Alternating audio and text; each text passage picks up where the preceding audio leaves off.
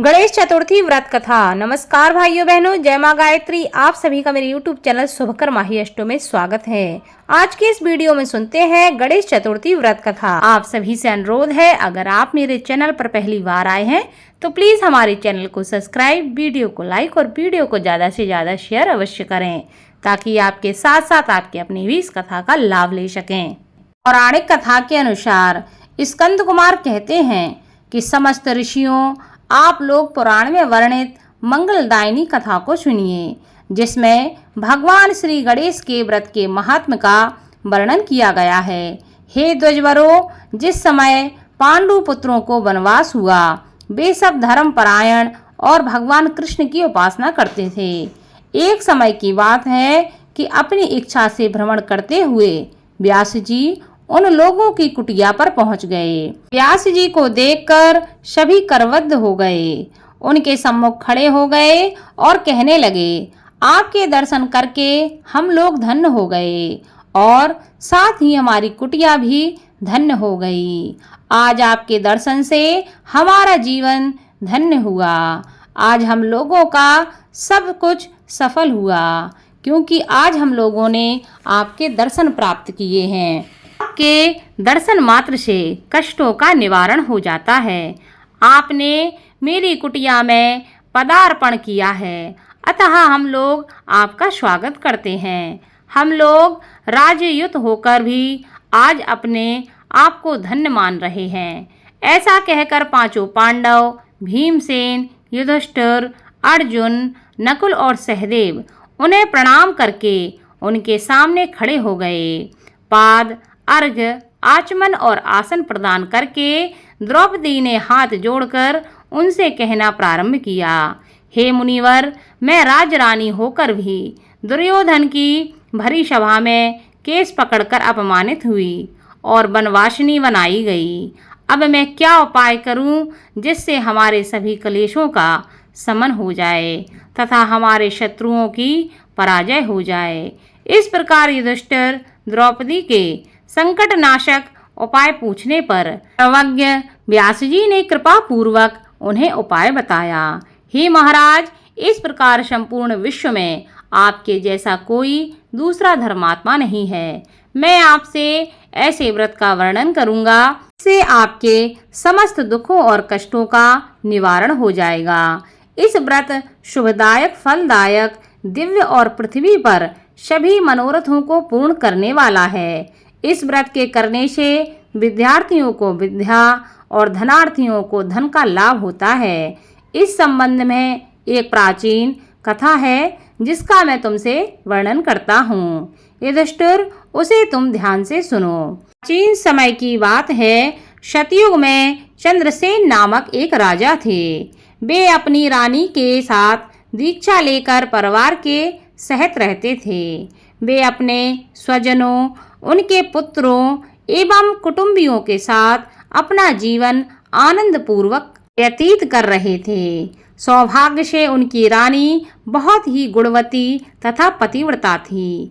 हे राजन, युधिष्ठिर उनका नाम रत्नावली था। वह पतिव्रत का पालन करने वाली थी। स्कंद जी कहते हैं कि हे मुनिवरों, राजा और रानी में परस्पर बहुत प्रेम था। एक समय दैव योग से शत्रुओं ने उनके राज्य को हस्तगत कर लिया। शत्रुओं ने राजा के कोष पर अधिकार करने के साथ ही सेना पर भी अपना आधिपत्य जमा लिया। राजा का साथ अपने भाई बंधुओं से छूट गया। राजा भ्रष्ट होकर राजा अपनी रानी रत्नावली के साथ वन में चले गए। एक ही वस्त्र में लिपटे वे दंपत्ति भूख प्यास से विकल हो गए। हे युधिष्ठिर, रानी रत्नावली के साथ राजा अकेले वन में भटकने लगे। दोनों भूख प्यास से पीड़ित होकर वन में चलते चलते उन दोनों को सूर्यास्त हो गया। उस भयंकर वन में शेर, बाघ, चकवा, बगुला, कोयल और सारस रहते थे। रानी के पैर में कांटा चुभ जाने से राजा को महान कष्ट का अनुभव हुआ। उस वन में घूमते हुए राजा ने प्रातःकाल महर्षि मार्कंडेय को दूर से ही देखा। धीरे धीरे चलकर वहां तक पहुँचे और उन्हें दंडवत प्रणाम किया। उनकी पत्नी ने श्री मुनि को बारंबार प्रणाम किया। वन में विराजमान तपस्वी एवं जितेंद्रिय मुनि मार्कंडेय जी से हाथ जोड़कर राजा ने कहा।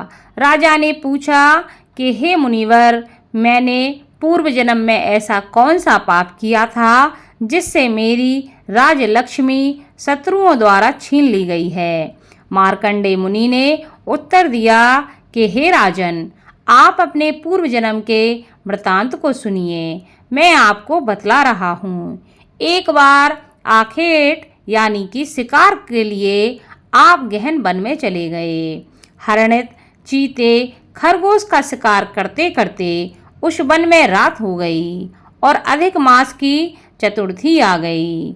उस वन में आपने एक सुंदर सरोवर देखा और उसके किनारे लाल रंग की साड़ी पहने हुए नाग कन्याओं को देखा। वे सब गणेश जी की पूजा कर रही थीं। यह देखकर आपको बड़ा आश्चर्य हुआ। आपने वहां पहुंचकर बड़ी नम्रता पूर्वक पूछा कि हे स्वर्गगामिनी देवियों, गणेश जी की पूजा कैसे करनी चाहिए? आप लोग मुझे भी इस पूजा के बारे में कृपया करके बताएं। इसका प्रभाव हमें बतलाइए, क्योंकि मैं भी पूजन करना चाहता हूँ। नाग कन्याओं ने उत्तर दिया कि आप गणेश जी की पूजा कीजिए। इससे समस्त सिद्धियां प्राप्त होती हैं और नित्य ही शांति, पुष्टि, सुख और संतान एवं धन में वृद्धि होती है। राजा ने महिलाओं से पूछा कि गणेश जी की पूजा किस महीने में और किस तिथि को करनी चाहिए? इसमें किस वस्तु का दान देना चाहिए? इस पूजन की क्या विधि है? आप लोग कृपया करके मुझे यह सब बताएं। नाग कन्याओं ने उत्तर दिया कि हे राजाधिराज, अधिक मास के कृष्ण पक्ष की चतुर्थी को चंद्रोदय होने पर विधि सहित विघ्न विनाशक गणेश जी की पूजा करनी चाहिए। अपनी सामर्थ्य के अनुसार भक्ति भाव से पूजन करें। गणेश जी को पंचामृत से नहलाकर लाल पुष्प चढ़ावें। गंध, धूप, दीप, नैवेद्य, दूब, 2 वस्त्र, सुगंधित द्रव्य चढ़ावें। घी चीनी से बने हुए 15 लड्डू का भोग बनावें। उसमें से 5 लड्डू गणेश जी को अर्पण करें और 5 ब्राह्मण को दान दे दें। कुंवारी कन्याओं को पहले देकर बाद में स्वयं भोजन ग्रहण करें। गणेश जी की प्रसन्नता के लिए समस्त सामग्री गणेश जी को अर्पित करनी चाहिए। उसके बाद गणेश चतुर्थी की कथा को अवश्य सुनना चाहिए। ऐसा करने से मनुष्य की सभी मनोकामनाएं पूरी होती हैं एवं समस्त सिद्धियों की प्राप्ति होती है। गणेश जी के पूजन की यही विधि है। नाग कन्याओं की बातें सुनकर राजा ने उन्हें बारंबार नमस्कार किया। इस प्रकार राजा ने वहां गणेश जी के व्रत का मन में संकल्प करके सरोवर के तट पर जाकर गणेश जी का ध्यान किया और वहां से चले गए।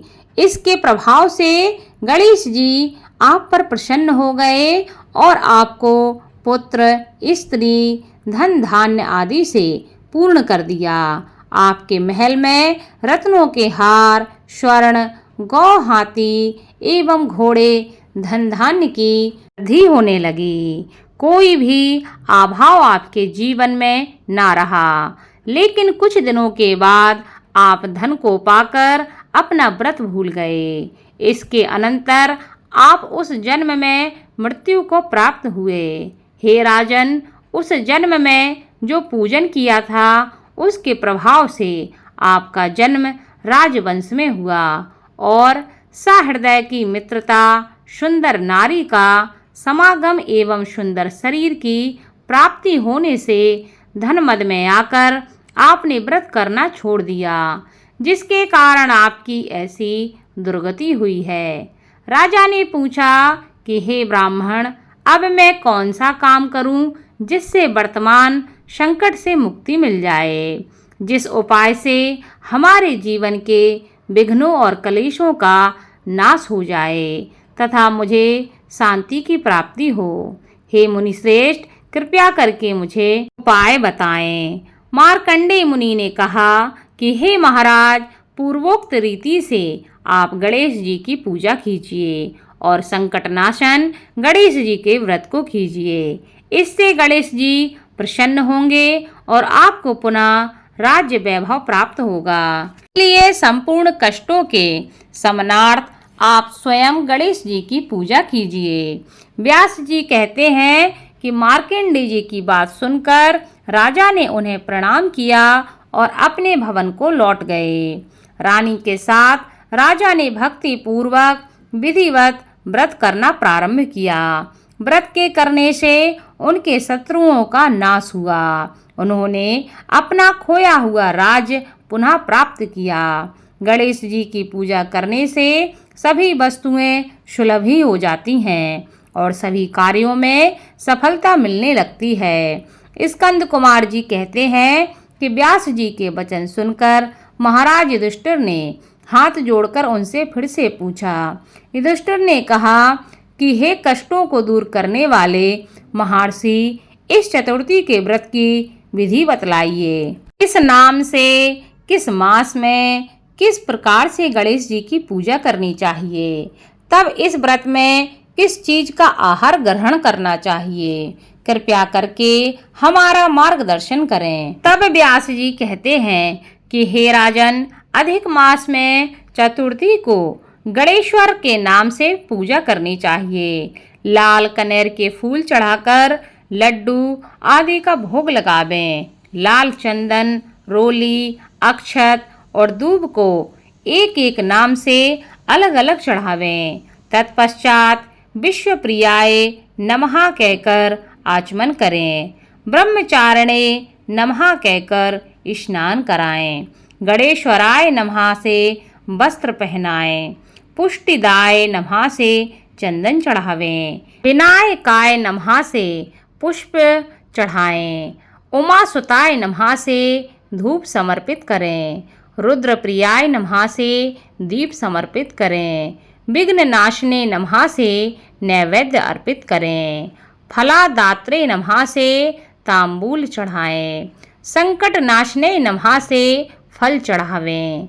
इसके बाद विघ्न विनाशक गणेश जी से प्रार्थना करें कि हे सुंदर मुख वाले गणेश जी, मैं भव बाधा से ग्रस्त एवं भय से पीड़ित और कलुषों से संतप्त हूँ। आप मेरे ऊपर प्रसन्न होइए। हे दुख दारिद्र के नाशक गणनायक जी, मेरी रक्षा कीजिए। हे विघ्नों के विनाशक, आपको बारंबार प्रणाम है। उसके बाद इस मंत्र से पुष्पांजलि देकर चंद्रमा को अर्घ देवें। हे क्षीर सागर ग्रह संभूत, हे द्विजराज, हे षोडश कलाओं के अधिपति, शंख में सफेद फूल, चंदन, जल, अक्षत और दक्षिणा लेकर हे रोहिणी सहित चंद्रमा, आप मेरे अर्घ को स्वीकार करें। मैं आपको प्रणाम करता हूँ। उसके बाद ब्राह्मण को भोजन करावें, लड्डू और दक्षिणा दें। देवता तथा ब्राह्मण से आशीर्वाद ग्रहण करें। अन्य द्वारा स्वयं आहार ग्रहण करें। रात्रि में भूमि पर शयन करें। लालच विहीन होकर क्रोध से दूर रहें। हर महीने गणेश जी की प्रसन्नता के लिए निम्न व्रत करें। इसके प्रभाव से विद्यार्थियों को विद्या, धनार्थियों को धन प्राप्ति होती है एवं कुमारी कन्याओं को सुशील वर की प्राप्ति होती है। और सौभाग्यवती रहने वाली महिलाओं अगर यह व्रत करती हैं तो दीर्घ काल तक पति का सुख भोगती हैं। विधवा रहकर व्रत करने पर अगले जन्म में वह हमेशा सधवा होती हैं एवं ऐश्वर्यशालिनी बनकर पुत्र पौत्र आदि का सुख भोगती हैं और अंत में मोक्ष को प्राप्त करती हैं। पुत्रेक्षु को पुत्र लाभ एवं रोगी को रोग निवारण मिलता है। भयभीत व्यक्ति भय से रहित हो जाता है एवं बंधन में पड़ा हुआ व्यक्ति बंधन से मुक्त हो जाता है। व्यास जी कहते हैं कि हे राजन, इस प्रकार आप भी इस व्रत को कीजिए। इस संकट नाशक चतुर्थी व्रत करने से आप गणेश जी की कृपा से अपने राज्य को पुनः प्राप्त कर लेंगे। जो मनुष्य भक्ति भाव से इस मंगलदायिनी पौराणिक कथा को सुनता है या पढ़ता है, उन्हें परम सिद्धि, सुख, लोकोत्तर वैभव की उपलब्धि होती है। हे महाराज, आपके प्रश्न के अनुसार मैंने संपूर्ण मनोरथों को पूर्ण करने वाले इस संकट नाशक गणेश चतुर्थी का विवरण सुनकर राजा युधिष्ठिर ने इस व्रत को किया। इसके प्रभाव से उन्हें संपूर्ण शत्रुओं को रणभूमि में परास्त करके भारतवर्ष का राज्य अपने अधीन कर लिया। बोलो भगवान गणेश की जय।